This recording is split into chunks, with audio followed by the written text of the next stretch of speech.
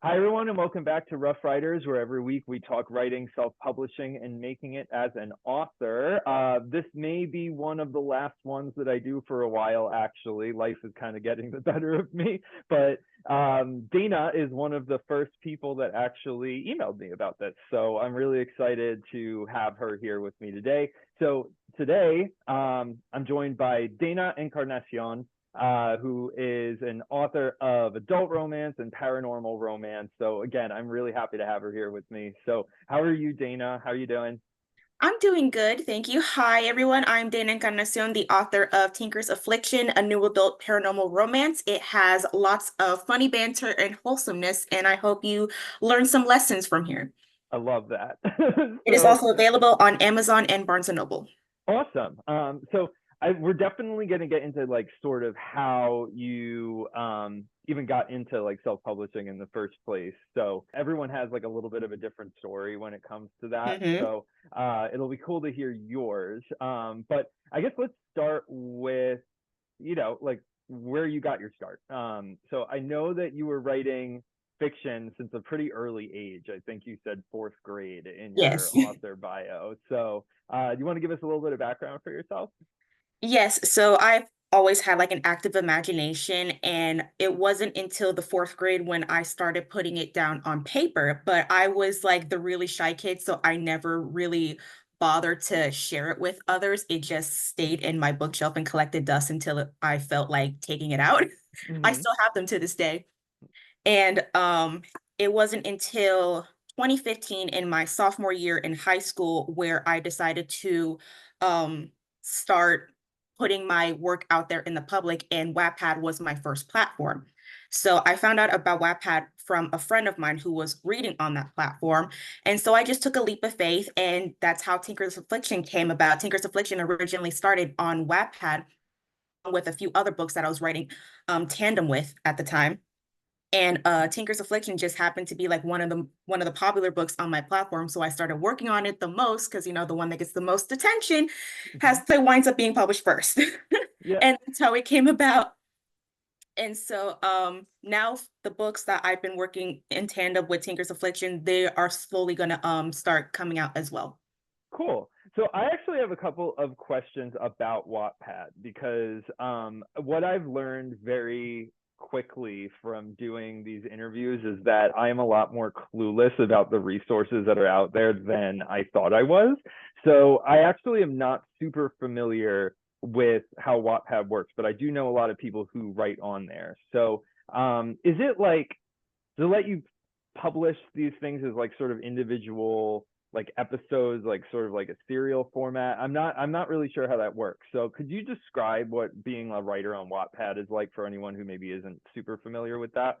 Okay, because it's been a couple of years. I didn't stop.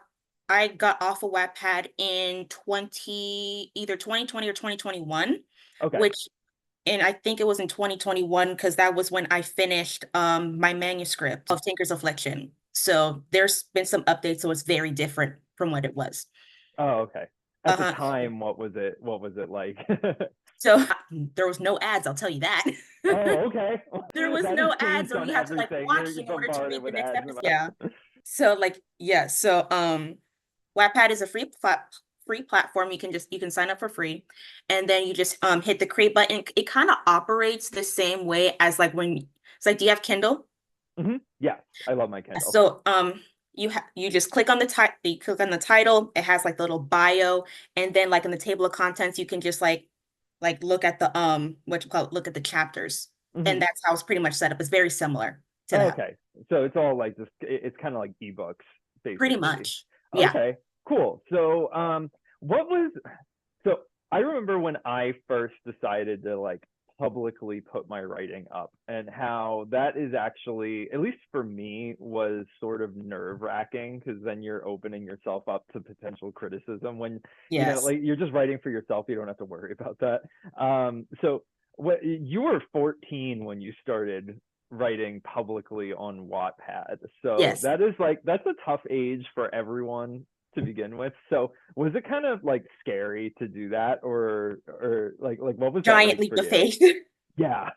And in my head at the time, it was like, if all else fails, if someone writes a hateful comment, I have the power to delete it.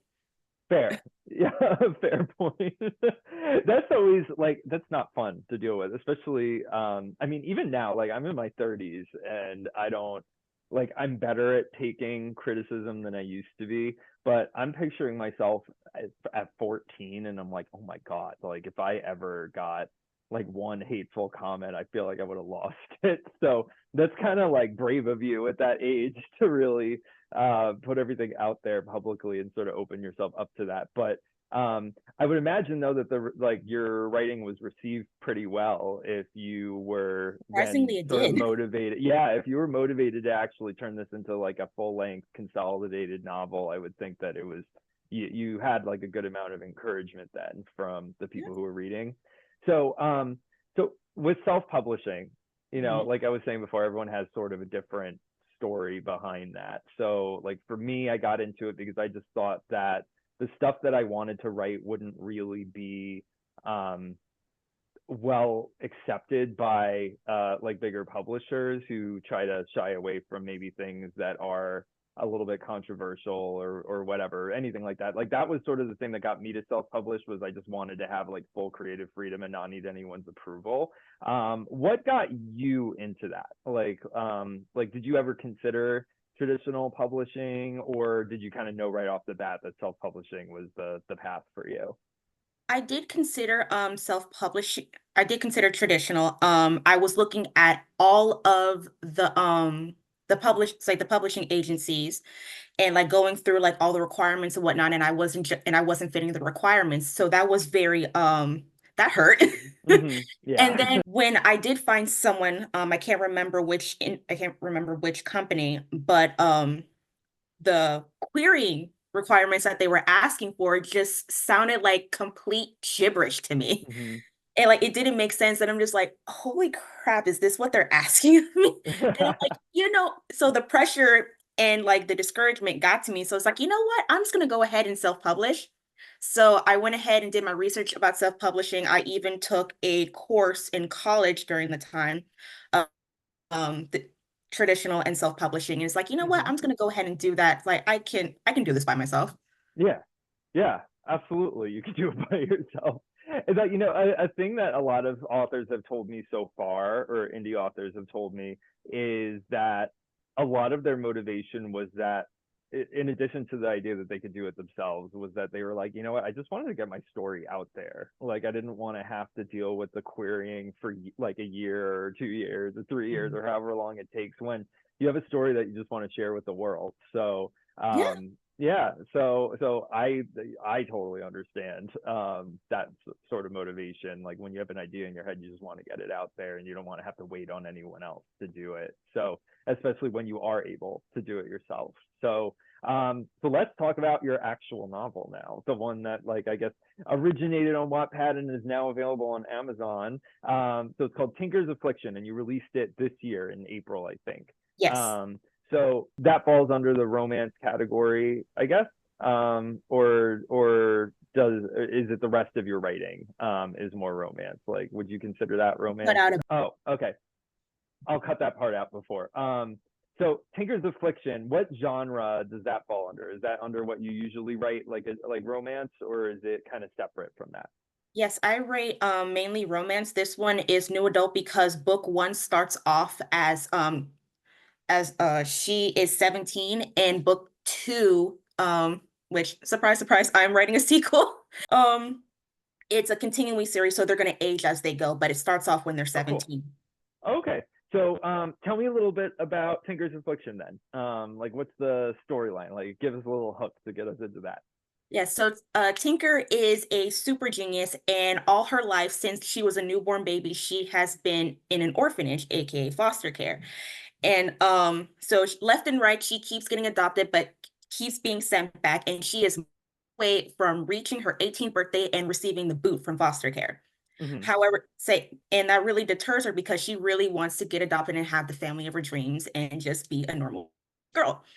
And so one day she gets adopted by this really sweet family and coming to find out that the family are werewolves.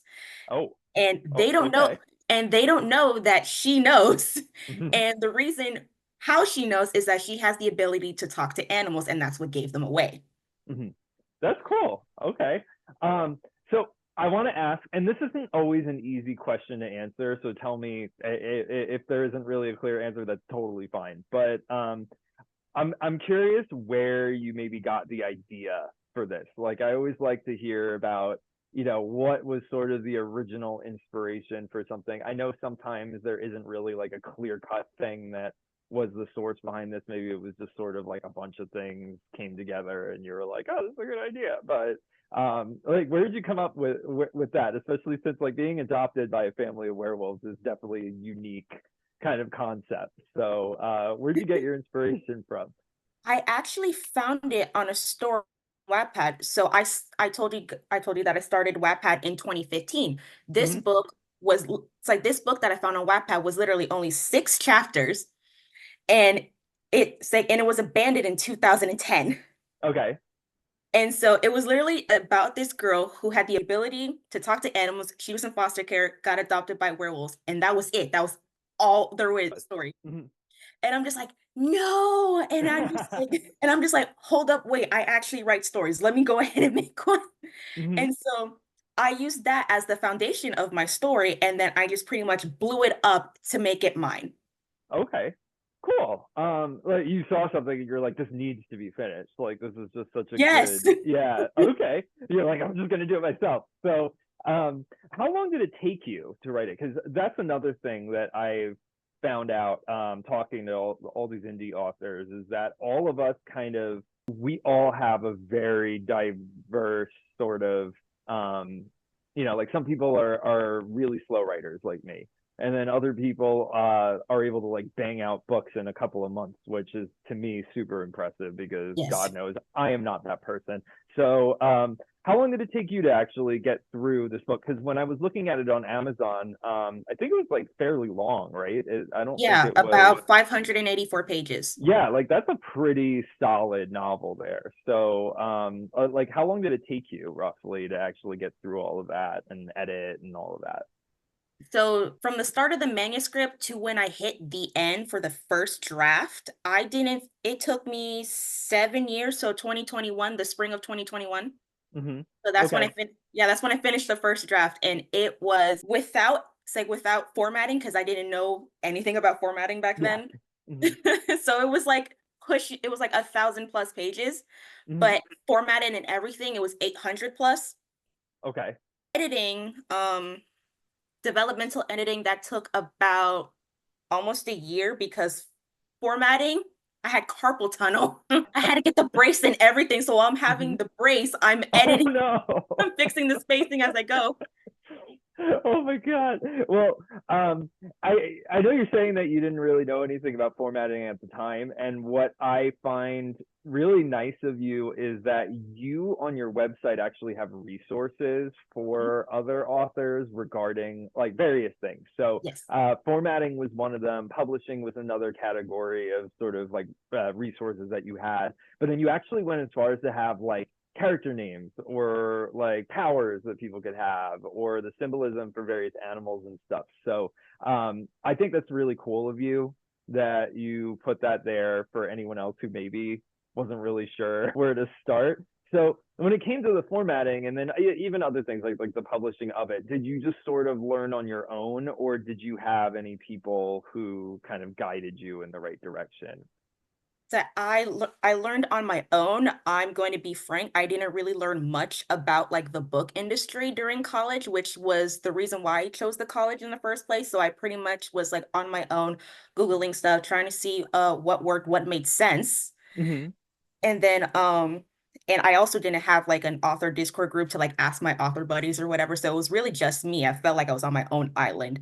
Mm-hmm. And I didn't want anyone who was in my position to be like me back Yeah. then. So it's like, here you go, have at it. Hmm. I can relate to that because that's like honestly is like the whole purpose of all of my like social media stuff at this point is like when I started with self-publishing, I didn't know a thing. This was all like trial and error for me, and I didn't really have anyone to show me what to do because the friends that I did have who were familiar with publishing were all in like traditional publishing. So they were able, like the editors that I had for my books were just friends of mine who worked in that professionally. So I was lucky with that I didn't really have to pay anything. But but they didn't really have a whole lot to say about the self-publishing route because it just wasn't their, that wasn't their thing. Like they worked in a more traditional sort of publishing. So yeah, I was clueless and I didn't really have anyone to guide me. I wasn't involved in any sort of like writing communities online. Like I honestly, I only really started interacting with people in the last year maybe of being on social media. Before that, I was just sort of posting in a vacuum. But yeah, like my whole purpose, just like your website having all those resources, is just like I'm like I don't want people that have to go through the same kind Yeah. of cluelessness that I experienced. So yeah, I commend you for actually trying to kind of help other people out when you've been in that position. So Like, yeah, I'm that's not pretty gonna cool. gatekeep. If you ask, I'm gonna help you.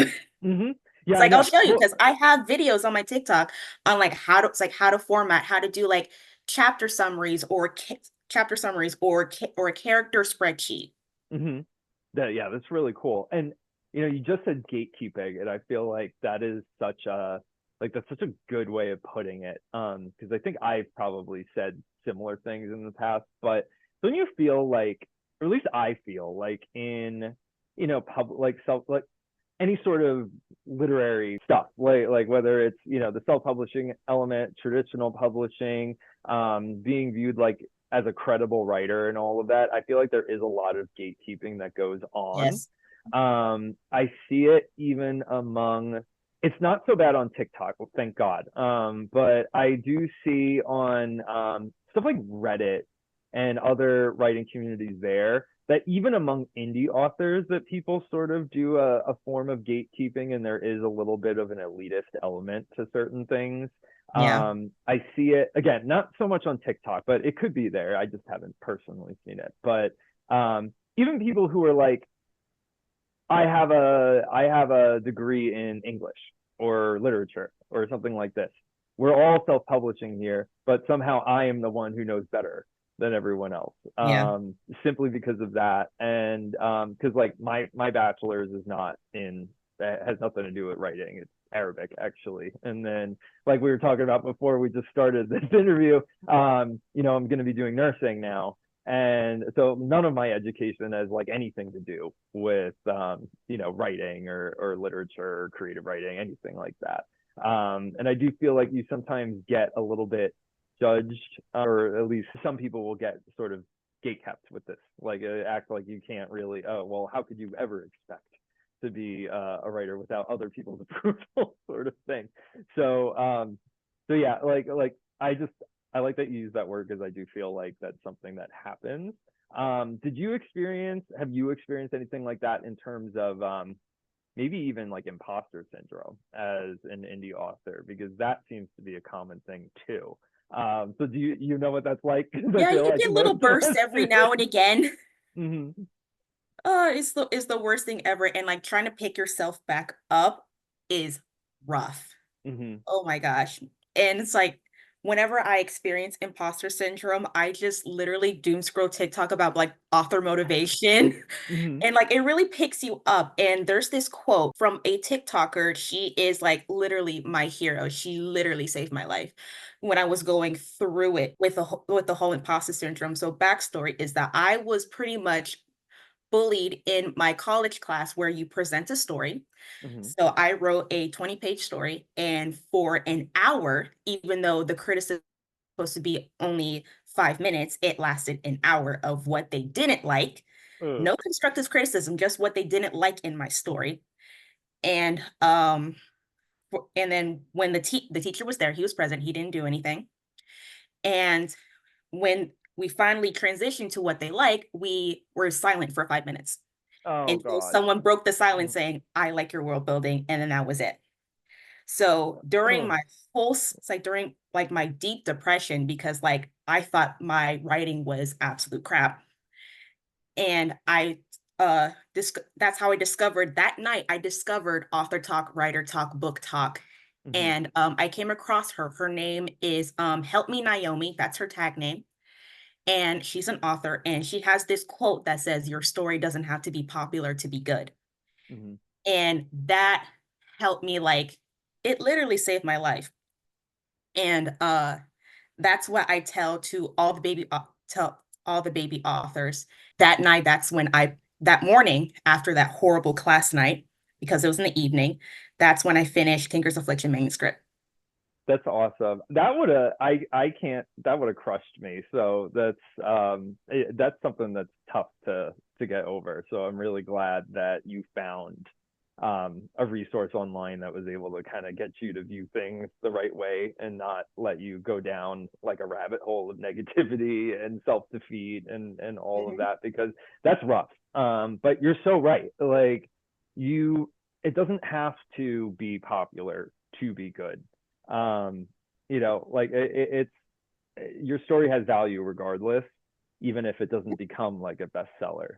So that's just a really good thing to keep in mind. And what you just said about, in that class when they were giving you their criticism, it wasn't even constructive, which is what sucks about when you get negative comments, is that it's not always anything that is actually helpful. Like I did a video not too long ago about how to deal with if you get bad reviews for your book, and Mhm. more like just how to like kind of mentally deal with it.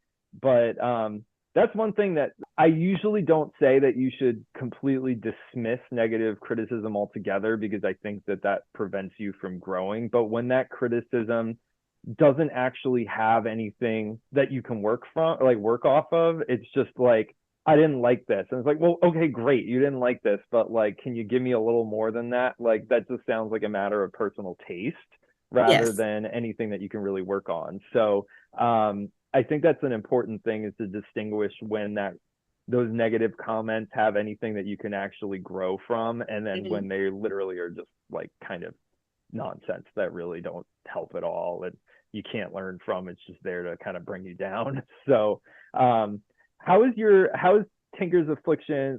How has that been received so far by the people who have read it? Because I figure if it did well, you did well on Wattpad, that probably did fairly well as well among the people who have read it. So far, so good. I haven't gotten like a burst of sales, which is fine because it's only been out for like what, 4 months. Yeah, it hasn't been very long. Yeah. So, But so far everything is good. I got only 1 star review, but that was a mhm, punch to the gut. But you pick up from it, and I have mhm.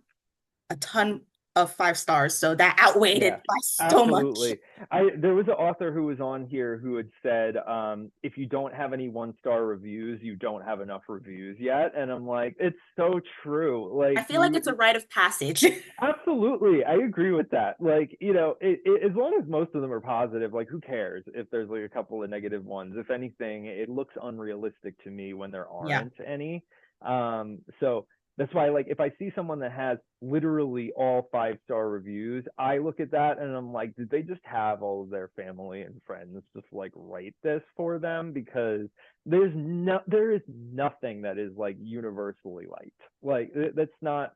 I feel like there's always going to be people that don't like something, even if it's like a minority of people. Like, you get a handful of 1 star reviews and the rest are 5 star. Like, that's just life, isn't it? Like, Yeah. you're going to get them eventually. So the reception that you've gotten has been largely positive. So I would think that that is sort of a motivator for you to work on book two, which we were talking Yes. about before we started this. So I don't know how much you actually want to tell anyone about that book yet, like if you want to give anything away, but I'm not going to make you say the title because I know you will be revealing that soon enough. So I'm not going to Yes. force you to do it early. But what is I'll ask you this because my book, I intend for it to be a trilogy. I've like been half-heartedly working on the sequel for the last like 2 years just because I really don't have time to do everything. But what's it for you? Like, how do you envision this series? Like, are you thinking it's going to go beyond book two? Are you thinking like book two will maybe be like the end of it? Like, what are you planning for this series? I'm not sure. There might be a book three, but it depends on how book two goes because my main goal is to have the book end as naturally as possible. I Hmm. I always tell people that stop reaching when you already have the trophy. Yeah. And because like I'm not in it for the word count. I'm just in for a good quality book that ends naturally. I don't want it to feel rushed or feel like it's going too quick. So that's what my main attention is. If it ends with book two, great. If I need to add a little bit, if I need to start creating book three, that's cool. Hmm. Because I'm not in for like the whole like aesthetic book. It's like all the same pages. Like Oh yeah, yeah, yeah. Hmm. it's like book one could be this big, book two can be this big, book three might be that big. Like I'm not, it's Hmm. really not me. It's like I just want a quality book, so I don't particularly care for the sizing of the book. I've talked about word count with a lot of authors so far. This I feel like it comes up in almost every single interview that I think that people who have self-published at least one book all come to kind of understand at some point that word count maybe is like an okay guide or like a general thing to go off of, but like in the end it's not like shouldn't be really a hard rule, because what really does matter is that your story tells what it needs to tell and the length of it is kind of irrelevant. Like having it be longer simply for the sake of being longer isn't helpful, and then having it be shorter simply for the sake of being shorter isn't always helpful if it's not enough for you to actually write what you need to write. Because it So winds up hurting the story. absolutely. So like there's when I see people, when I go on Reddit, like I don't really interact with people. I just read the stuff that they're writing. It's not like TikTok where I actually do interact with people. But on Reddit, when there's people who are just starting out with writing, like they haven't published anything yet, they seem really preoccupied with word count goals. But then it seems like once you actually do publish something, everyone seems to kind of come to the same conclusion that they're maybe focusing on the wrong thing when they Yeah. were thinking about that. So yeah, you are in good company there with your stance on word count, because a lot of us seem to realize that at this point. Yeah, just Um, follow the word count very loosely because it's like book one of Tinker's Affliction is like 100,000, it's like 100,000 plus words. And I'm trying to do the same for like book two, but I'm following it very loosely. It's kind of just like a rough guideline. yeah. So if I fall like below the mark, say like I'm 75,000 words in book two, like that's fine. Hmm. Yeah, so be it. Like you told the story that you needed to tell. Like As you long don't as I need to concluded fluff it up. everything, we're good. Hmm. Absolutely. So I'm going to ask you a couple of practical things about your book, because these are things that come up a lot too. Um, Cover art is the big thing, or is a big thing. Yes. So where did you get yours from? Because I've heard so many different like stories about where the cover art came from. So how did that work for you? So when it was time to find cover art, I was going through all the books I had and trying to see what kind of style I was going for. So I looked at like all the book talk books that I bought. And I was like, it's like, and I reached out to those cover artists. And so I emailed like 12 of them. And then I found some like and I found some on book talk, some cover artists that were like showing their style. So I emailed them too. So I emailed a bunch. And so that same day too. And there was one in particular that I really, really wanted to reply. And the first book that I bought that I was influenced from Book Talk was Ice Planet Barbarians by Ruby Dixon. Mhm. And I fell in love with the art style. That's what made me grab it. It was the special edition. And so I grabbed that and I started collecting the series. And so I emailed her and I'm just like, please answer. And so those 12 artists that I reached out, they never replied. They replied like 2 weeks, a month later. She Mhm. replied in 3 days. And I'm The like, one. this is faked. It looks really nice, the cover that you have, and I feel like it suits the storyline that you've told me. So, do you think you'll work with the same artist, or hope to work with the same Oh artist? yeah.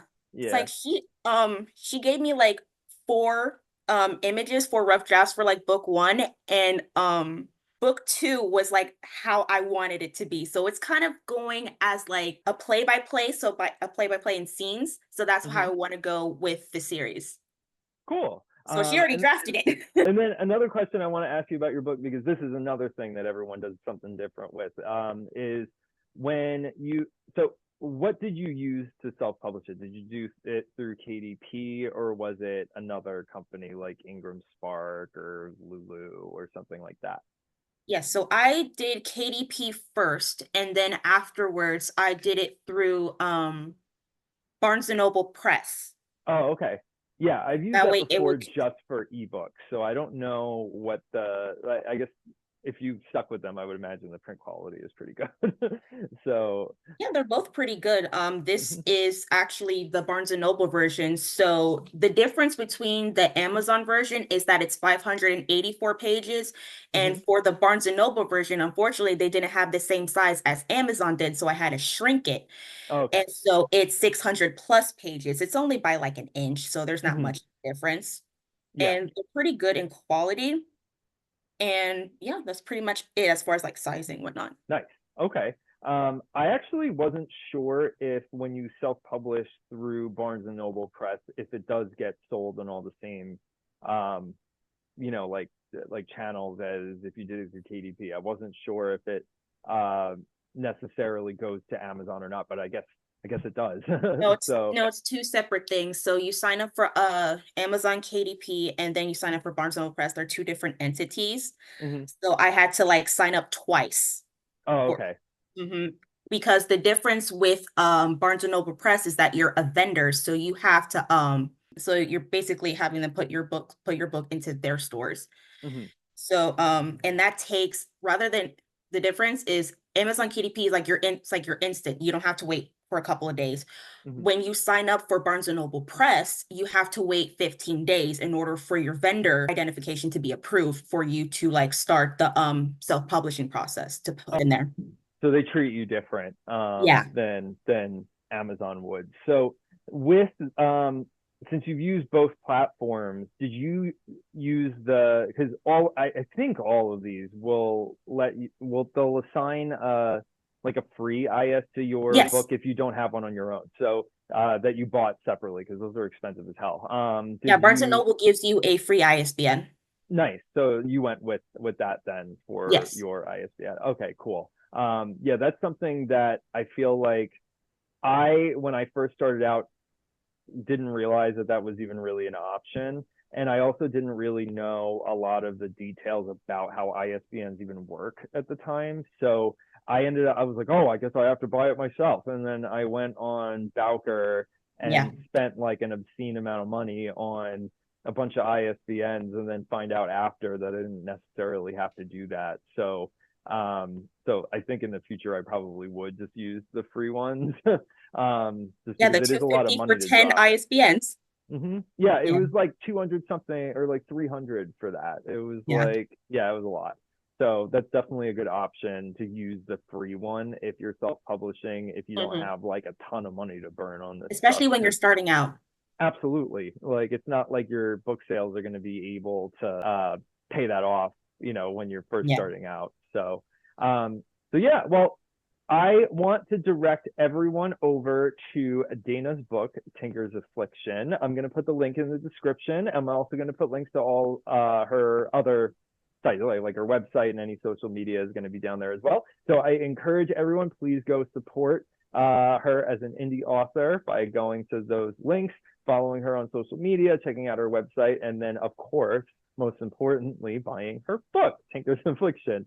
So I really want to thank you, Dana, for being here today. It's always nice to just hear another indie author's take, especially since I actually really haven't talked to many romance authors yet. So it's nice to have you on here. Thank you. Yeah. So everyone stay tuned for next week's episode. Make sure you subscribe so we can keep supporting more indie authors out there. So until next time, thanks so much for your support, everyone, and God bless you all.